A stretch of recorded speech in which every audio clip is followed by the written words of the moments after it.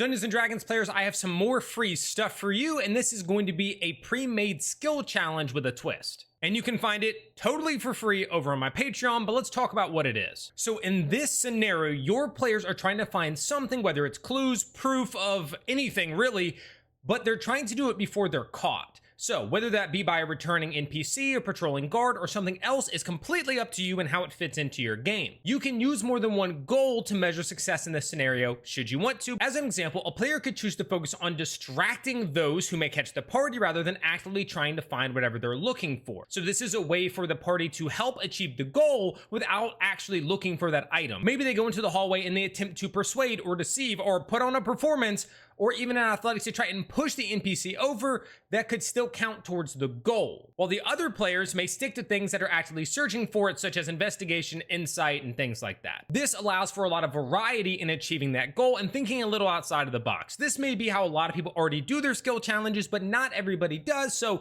it's just an idea. I also created this in a way where it's not just you need X number of successes before you get X number of failures, but that each failure or success actually impacts the skill challenge moving forward, which is the bottom part here. So, for instance, at 4 passes, players find a clue as to where the item is, and therefore they have an extra +2 to any roll in the skill challenge, but they have to add it before they roll. At 8, they find the item. At 10 successes, they find the item as well as additional information or items. So this could be more clues, greater detail, or something like a health potion, or even a magic item. Now we get into failures. At 2 failures, one player gets a paper cut and takes 1d4 damage. At 4 failures, they knock something over and it lets you get creative. Do you just give them a harder DC for some of their checks like stealth or persuasion, or do you make somebody show up and then they have to use one of those skills to get around somebody arriving? That's all up to you. With 6 failures, the party leaves a clue behind. Therefore, this is no longer a complete success. Even if they make it out with the item at 8 successes, they will be known as the people who did it because they left something behind.